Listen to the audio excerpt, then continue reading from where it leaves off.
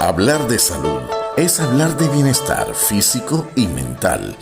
Para esto, conéctate con Salud es Vida, para que estés al día con los mejores especialistas del saber, para que tú te sientas bien.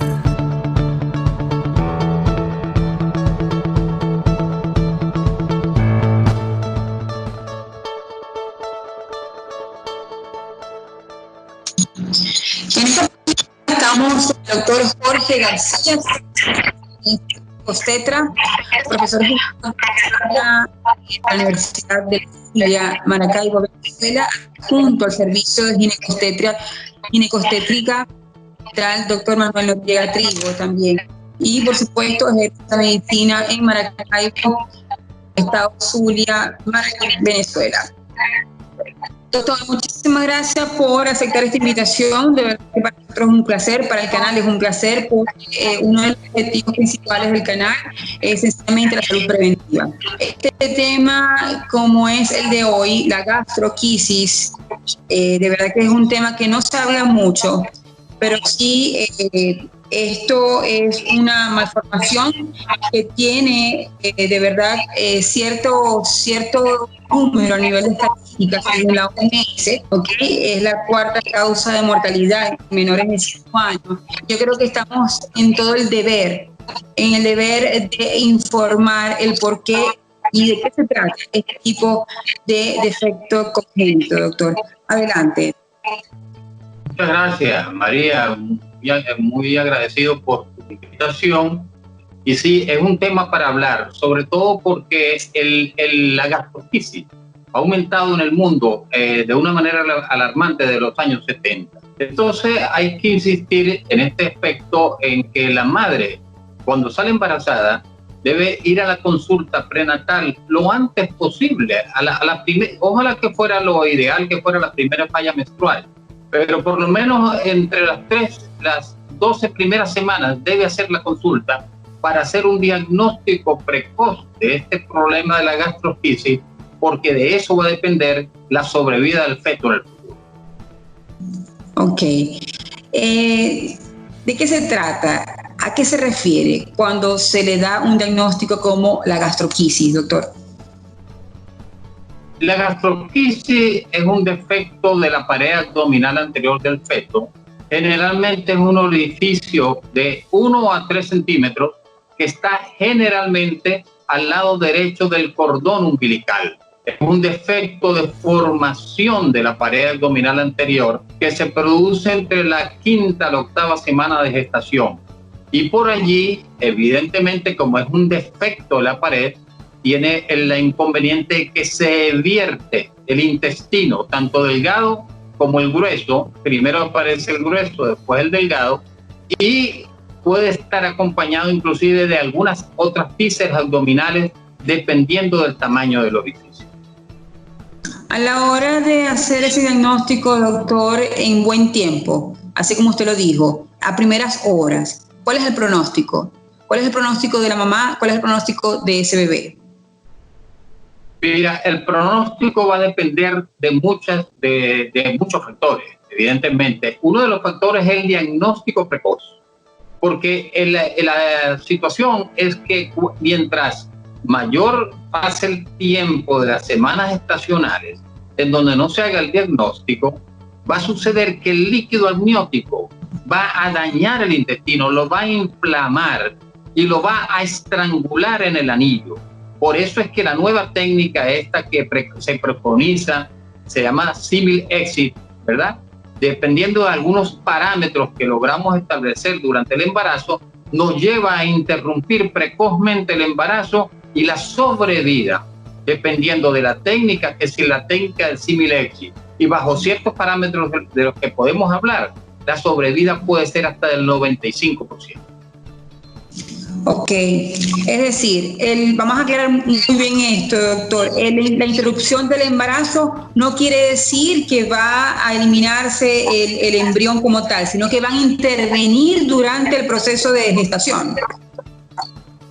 Sí, evidentemente. El asunto es que es muy interesante, María, porque fíjate, anteriormente, cuando no se tenía esta técnica novedosa propia es un grupo argentino el que inició esto, el doctor Javier Esbestia. Entonces, él preconizó que se sustituyera una técnica que se llamaba de silo, que es una técnica anterior al similepsis, en el cual al feto, al nacer, lo que se hacía era que el intestino se ponía sobre una bolsa y se dejaba 7 días allá para que por gravedad y desinflamado el intestino pudiera ser más fácil invertir el intestino.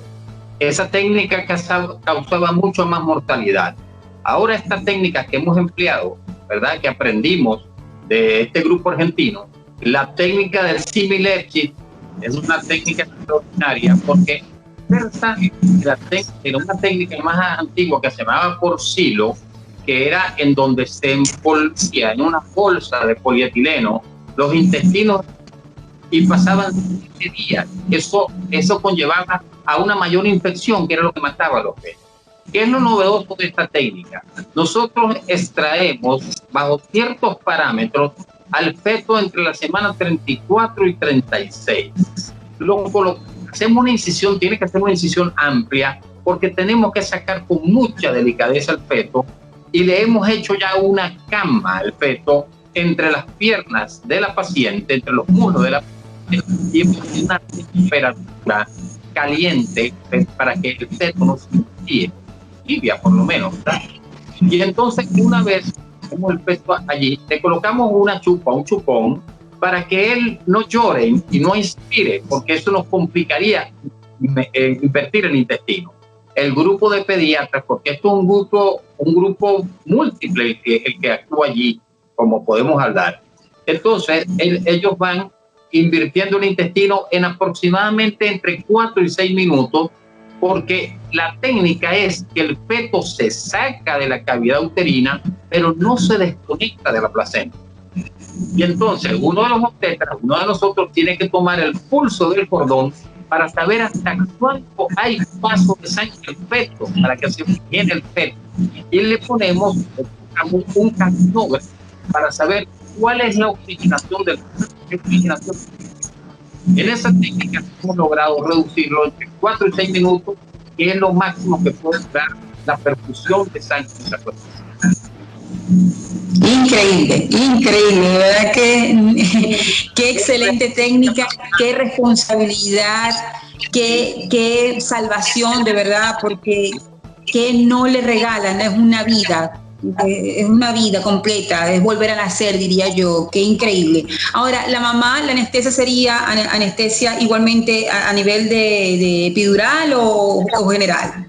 Sí, la anestesia generalmente es raquídea o epidural. Preferimos la epidural porque la técnica exactamente pasará eso. Entre el silo que se colocaba anteriormente, la anestesia era general y necesitaba 2 intervenciones. Una para colocar el silo y una para retirarlo 7 días después. Esto agrava el pronóstico del feto y por eso morían tantos fetos. Hoy en día, fíjate, lo podemos revertir en 4 o 6 minutos conectado a la placenta sin desconectarlo de la madre, ¿verdad? Y la recuperación, menos infección, por supuesto, menos problemas ventilatorios y, por supuesto, mejor recuperación del feto. Claro, porque sabemos ya entonces que la placenta era la mejor incubadora, ¿no? Ahora, doctor, después que llega a término, en la mayoría de los casos, porque ya yo lo he dicho que el 95% se llega a término a nivel de manera positiva. Ese bebé al nacer, ¿cuáles serían los cuidados? ¿Cuál sería entonces el protocolo a seguir, el deber ser?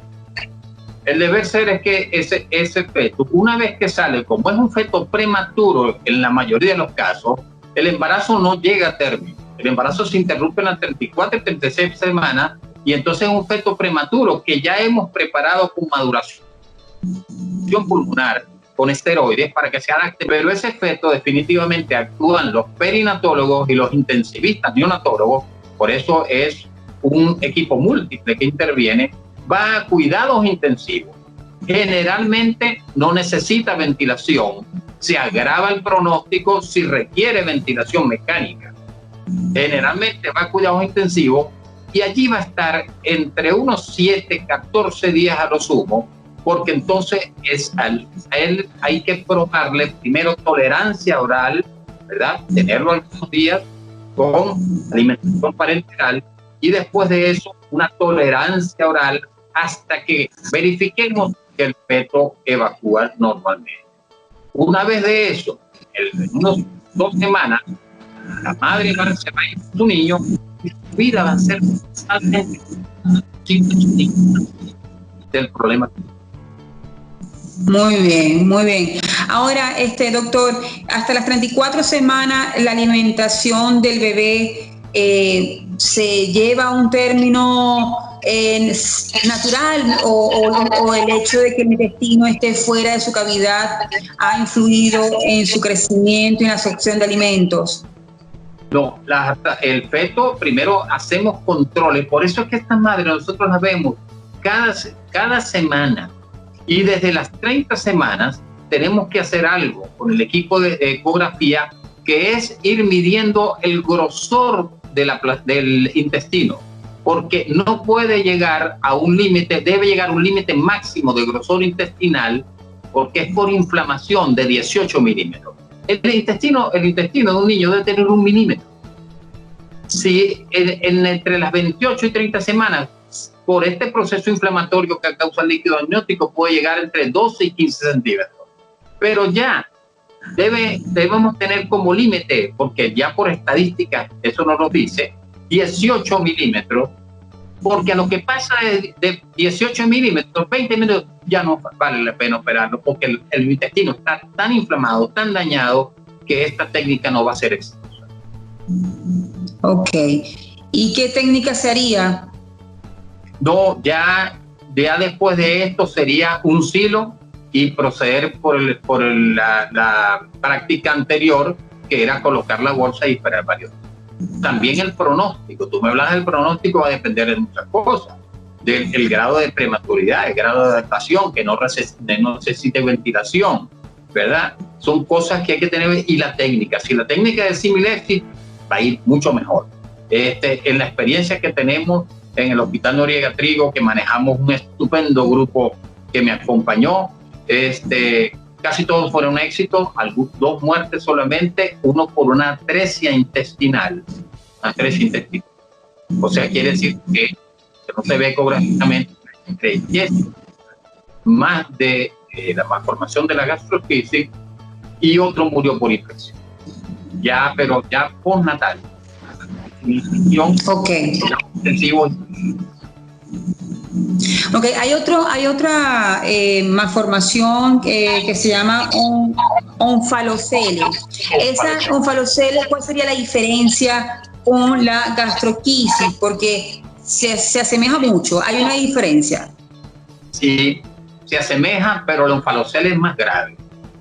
Por lo siguiente, fíjate, cuando es la gastroquisis, es un orificio al lado derecho generalmente del cordón umbilical. No está recubierto de peritoneo, ¿verdad? Sino nadan libres los intestinos en la cavidad abdominal. En el caso de la gastroesquisis, en el caso de la onfalocele, es un defecto del cordón umbilical. Entonces, el intestino se vierte por el cordón umbilical, pero está recubierto por una bolsa, y también en la mayoría de los casos está acompañado de el hígado. Se mete el hígado también, ¿verdad? Pero se pueden incluso meter otros órganos, y generalmente va acompañado de otras malformaciones. En la gastroesquisis es raro que consigamos otras malformaciones. Alguna que hemos conseguido es la estrechez intestinal. Ok, entonces ya hablamos entonces que la gastroquisis, dentro de lo malo, es lo menos grave. Menos grave por lo menos que la onfalocele. Ahora, doctor, vamos a hablar entonces para generar esa información. ¿Cuáles serían los factores de riesgo? ¿Cuáles serían las causas? ¿Por qué puede pasar este tipo de malformación? Ok, en esta malformación, como dije, se produce entre las 5ª y la 8ª semana. No tenemos una causa definida. Se habla, tiene muchas teorías, y se habla por lo menos de una teoría genética, y se dice que hay un gen candidato, pero eso no está comprobado, porque no está comprobado que es hereditario. Lo que sí hay una serie de factores que sí hay que tomar en cuenta. Primero, las primigestas precoces, esas embarazadas muy jovencitas, son más proclives que sean primigestas. También factores tóxicos externos y el uso de medicamentos durante el embarazo, sobre todo lo que llamamos antiprostaglandínicos, como por ejemplo la aspirina, ¿verdad? Que es un antiprostaglandínico, y algunos antigripales, para que sepan, que pueden ocasionar. Por eso una práctica sana del embarazo es no consumir ningún medicamento, sino escasamente el hierro y el ácido fólico que se le da al paciente. Y otra cosa que se ha hablado es la pobreza, porque está asociada con desnutrición y con falta proteica. Entonces allí nos vuelve a golpear la pobreza. Doctor, cuando hay embarazos donde la mamá tiene una edad avanzada, okay. Aquí en Europa, por ejemplo, las mamás promedio de 35 para arriba. En América, en Latinoamérica no es así. En Latinoamérica a partir de los 25 para arriba ya es mamá promedio. Pero en América Latina, cuando ya la mamá es de 35 para arriba, ya los ginecobstetras toman otras medidas, otros cuidados, porque se puede definir como un embarazo de alto riesgo, entre comillas, por la edad, ¿okay? Edad de placenta, edad, etcétera, etcétera. Hay unos estudios que se hacen a través del cordón, a través del ombligo, que se sacan el líquido del cordón umbilical, tiene su nombre, y por allí ven más o menos, estudian cuál es la carga genética que tiene y dan un pronóstico del embarazo en general. Estoy hablando de una manera coloquial, ¿ok? Usted me dirá y lo explicará mejor. A través de este estudio no se puede predecir este tipo de malformación, doctor, no aparece. Mira, el estudio es muy bueno, porque sí, tú tienes razón al decirme que una madre que sobrepase los 35 años, ya modernamente quizás uno va un poco más adelante con esto, pero sí es bueno, lo que tú me dices es una técnica que se llama amniocentesis. Es una técnica relativamente sencilla y ahora con el ultrasonido, nos guiamos por ultrasonido, colocamos una aguja muy fina, que es larga, pero es muy fina, y ¿verdad? Sin necesidad de anestesia, se hace una punción, se llega hasta el saco amniótico, se saca ese líquido y se puede hacer estudio cromosómico. Pero fíjate una cosa, que no es una técnica para gastroquisis, te voy a decir por qué. Porque es que el diagnóstico de gastroquisis no es difícil. Y no es difícil por una razón, porque es un diagnóstico casi siempre ecográfico. Y aunque sea de muy pocas semanas el embarazo, ya el defecto se ve a partir de la 8ª semana. Entonces, 8ª, 10ª semana, ya sabemos que tiene una gastroquisis.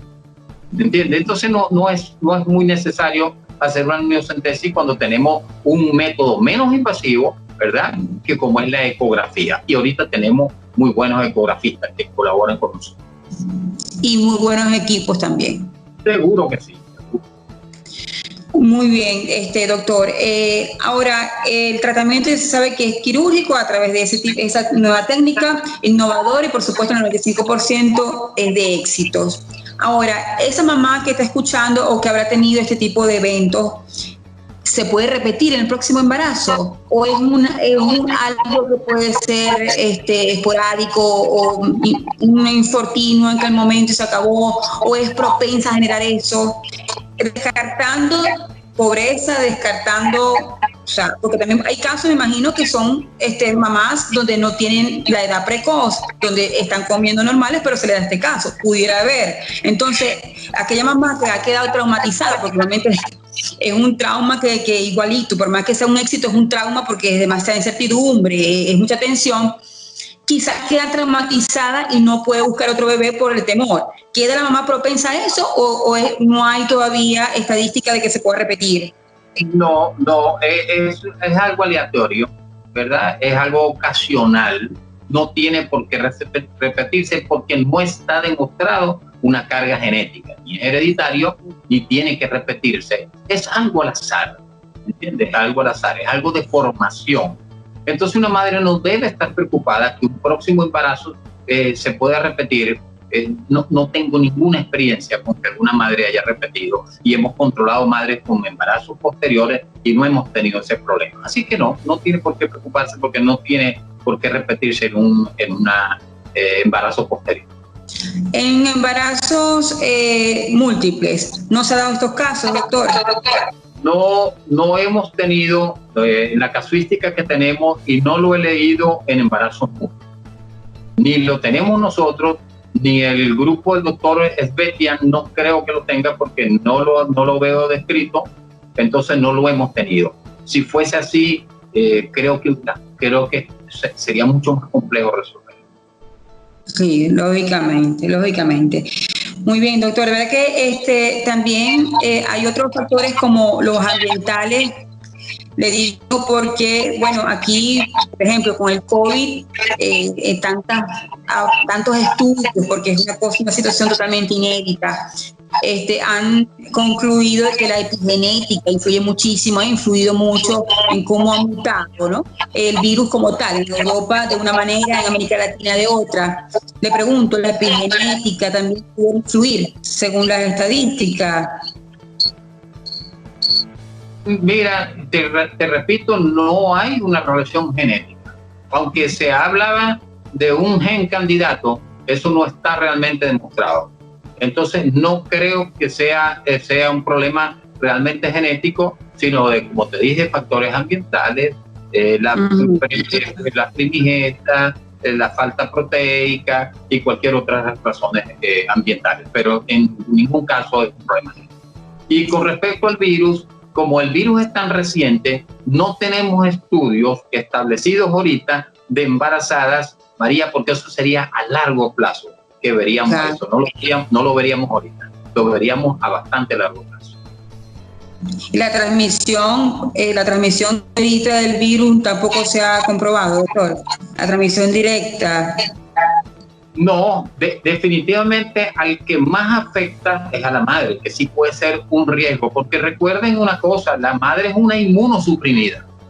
El embarazo en sí predispone a la madre a una inmunosupresión, vamos a llamarla fisiológica, entre comillas. Entonces sí, tiene más riesgo la madre de padecerlo, pero hasta ahora, como no podemos tener series ni nada, porque tenemos unos meses con este virus, y con seguridad en el transcurso del tiempo se verá, porque tendría que ser fetos, ¿verdad?, o madres que se embarazaron hace alrededor de unos 4 meses, y ya sería muy a posteriori que habría que hacer estudios para saber si este virus afecta al embarazo. Doctor, cuando ya se diagnostica la gastrosquisis, ¿hay alguna sintomatología, alguna clínica por parte de la mamá, o eso queda allí? Absolutamente nada. Por eso que el diagnóstico es, muchas veces la madre va a una consulta, se le hace una ecografía y allí, sorpresa, una gastrosquisis. Increíble. No produce, porque algunas otras patologías pueden cursar, por ejemplo, con mayor cantidad de líquido, ¿verdad? Polihidramnio. Eso no sucede en este caso, ni siquiera hay un polihidramnio. Es una cosa asintomática, simplemente que por la ecografía determinamos que existe un defecto de pared, porque vemos los intestinos bailando y esperan en el líquido. Increíble. Yo me imagino que ya han llegado a la conclusión, doctor, porque yo creo que desde hace 20 años, todavía existían ginecostetras donde no estaban de acuerdo con esas radiaciones a través de la ecografía. Entonces, bueno, cada 2 meses te hago el estudio. Me imagino que ya eso está totalmente descartado, ¿no? Porque estas estadísticas dicen... No, sí, la ecografía no está demostrado. No hay estudio ahorita que certifique que la ecografía produce un daño. Fíjate que, por ejemplo, nosotros para poder controlar con una serie de criterios, tenemos que hacer a partir de las 30 semanas una ecografía semanal para poder medir el grosor intestinal e interrumpir el embarazo cuando el grosor intestinal llegue hasta los 18 milímetros. Entonces lo hacemos semanalmente y no causa ningún problema. No, me parece que es la mejor salud preventiva. Doctor, de verdad que fue bastante valiosísima su información, sobre todo muy importante. y generar conciencia porque quizás todavía hay personas con mucha ligereza, el hecho de que, bueno, soy joven, no me va a pasar nada, y resulta ser que esto no, más a las jóvenes están bastante latentes. Y sobre todo, bueno, estar pendiente, porque no solo este tipo de cosas se pueden ver, sino otro tipo de situaciones que se pueden tomar medidas preventivas y, por supuesto, llegar a un feliz término tanto la madre como el bebé. Doctor, muchísimas gracias. Yo quisiera que nos dijese dónde pudiéramos encontrarlo. Yo estoy ejerciendo en la Policlínica Maracaibo, Estado Zulia. En la Policlínica Maracaibo me encuentro en el consultorio número 18 y allí me pueden localizar. Hemos tenido la grandeza de ser punto de referencia en toda la zona occidental del país, porque somos el segundo grupo que manejamos la técnica de similepsis. Lo hicimos en el Hospital Noriega Trigo con un gran equipo, porque es un equipo multidisciplinario, y en eso quería insistir en estas palabras finales, María, que es lo siguiente. Acaba de decir algo muy importante, que es lo que debemos insistir sobre la consulta prenatal, el diagnóstico precoz, el éxito de la intervención, el éxito y la sobrevida del feto va a depender de ese diagnóstico precoz que hagamos de la gastroenteritis. Pero no solamente eso, esa y cualquier otra patología. Y lo otro es con respecto a la técnica, María, es lo siguiente, que esto va a resultar mucho mejor siempre y cuando las instituciones públicas, ¿verdad?, creen equipos y tengan las condiciones necesarias para que un equipo multidisciplinario se sigan formando en pro de aplicar esta técnica que va a favorecer la sobrevida de estos neonatos. Es así. De verdad que lo felicito, demuestra que lo hace con cuerpo, corazón y alma. Le gusta, con mucha responsabilidad, transmite muchísimo, doctor. Yo pienso que ese mensaje salpique a todas esas conciencias, porque a través de este medio llegamos a muchas mentes y esa es la idea, generar conciencia, formación y mucha responsabilidad. Lo felicito, quiero que sepa que el canal también es suyo. Dígame.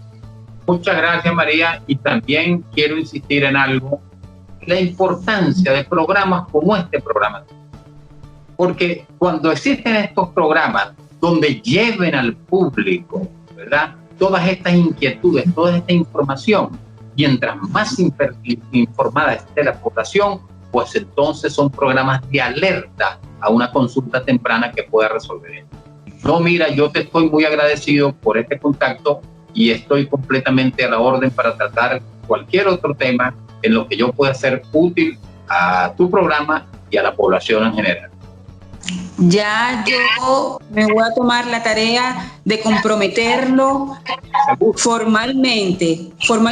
Debemos hacer esto más a menudo. Vamos a hablar de distintos temas, porque estoy segura que hay muchos temas más que abordar, porque ese mundo de embarazo para mí es el más espeluznantemente bello, y lo digo como mamá, y ustedes también, porque son vidas que traen al mundo y de mucha responsabilidad. Así que lo invito a seguir con nosotros. Cada parto es un milagro, María. Es así. Así que bueno, ya es parte del canal, es parte de este gran proyecto, doctor, y seguramente estamos en una próxima oportunidad hablando de otro tema. Muchas gracias, María. Estoy completamente a la orden. Gracias. Que tengan excelente día y éxito, doctor. Buenas tardes y muchas gracias.